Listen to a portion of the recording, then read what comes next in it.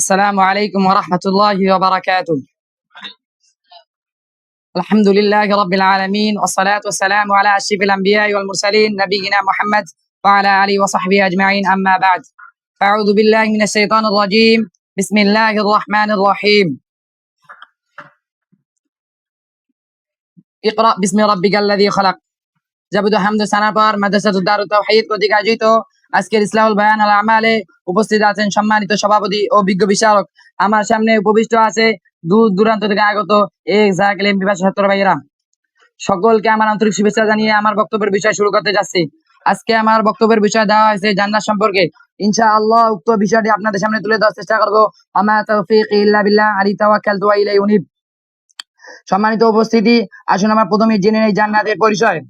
আল্লাহ তাআলা কোরআনুল কারীমে বলেন, মাসালুল জান্নাতিল্লাতী উইদাল মুত্তাকুন। মুত্তাকিদের জন্য যে জান্নাত ওয়াদা করা হয়েছে তার পরিচয় হলো ফিহা আনহারুম মিন মাইন গায়রি আসিন। তাতে শস্য পানি ঝর্ণা দ্বারা প্রবাহমান থাকবে। ওয়া আনহারুম মিন লাবানিন লাম ইয়াতাগায়্যার তা'আমু। এবং এমন দুধের ঝর্ণা দ্বারা প্রবাহমান থাকবে যার স্বাদ কখনো পরিবর্তন হবে না। ওয়া আনহারুম মিন খামরিল লাযাতিল লিশারিবিন। এবং এমন পানি ঝর্ণা দ্বারা প্রবাহমান থাকবে। ওয়া আনহারুম মিন খামরিল লাযাতিল লিশারিবিন। এবং এমন পানি ঝর্ণা দ্বারা প্রবাহমান থাকবে যা পানকারীদের জন্য সুস্বাদু হবে। ওয়ানহার মিন আসালিম মুসাফফা। এবং এমন মধু ঝর্ণা দ্বারা প্রবাহমান থাকবে যা অতীব পরিচ্ছন্ন হবে। ওয়ালাহুম ফিহা মিন কুল্লি সামারাত।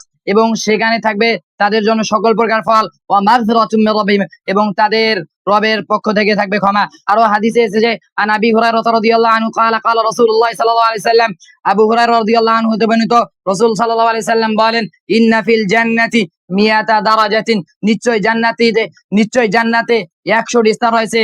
মা বাইনা কুল্লা দারাজাতিন মিয়াতু আমা। যার প্রত্যেক দুই স্তরের মাঝে 100 বছরের ব্যবধান রয়েছে। আরো হাদিসে এসেছে আন আবি হুরায়রা রাদিয়াল্লাহু আনহু ক্বালা ক্বালা রাসূলুল্লাহ সাল্লাল্লাহু আলাইহি সাল্লাম।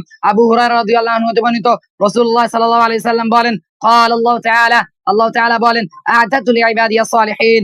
আমি আমার সালেহ বান্দাদের জন্য এমন এক বস্তু প্রস্তুত করে রেখেছি, মা লা আইন রাত, যা কখনো কোনো চোখ দেখেনি, ওয়ালা উযুন সামিআত, এবং কখনো কোনো কান শুনি, ওয়ালা খাতারা আলা কলবি বাশার, এবং কখনো কোনো অন্তর কল্পনা করেনি।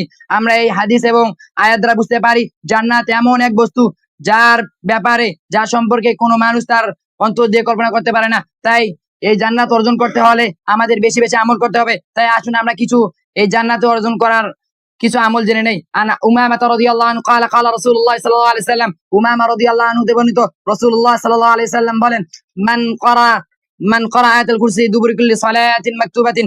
যে ব্যক্তি প্রত্যেক ফরজ সালাতের পর আয়াতুল কুরসি পাঠ করবে, লাম ইয়ামনাহু মিন দুখুলিল জান্নাতি ইল্লা ইয়ামুত। তার জান্নাতে প্রবেশের পথে মৃত্যু ছাড়া আর কোনো বাধা থাকবে না।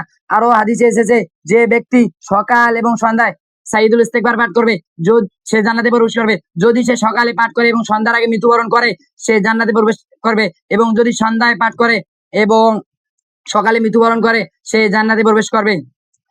এই হাদিস দ্বারা আমরা বুঝতে পারি দুইটা আমল নিতে পারি। একটি আমল হলো প্রত্যেক ফরজ সালাতের পর আয়াতুল কুরসি পাঠ করা, এবং 2 নম্বর হাদিস থেকে আমরা যা আমল নিতে পারি তা হলো প্রত্যেক দিন ফজর এবং সন্ধ্যার সাইদুল ইস্তেগফার পাঠ করা। পরিশেষে বলতে চাই আল্লাহ তাআলা যেন আমাদেরকে যে সকল আমল করলে আমরা জান্নাতে প্রবেশ করব সেই আমল করার তৌফিক দান করুন। আমিন। ওয়া আখিরু দাওয়ানা আলহামদুলিল্লাহি রাব্বিল আলামিন। আসসালামু আলাইকুম ওয়া রাহমাতুল্লাহ।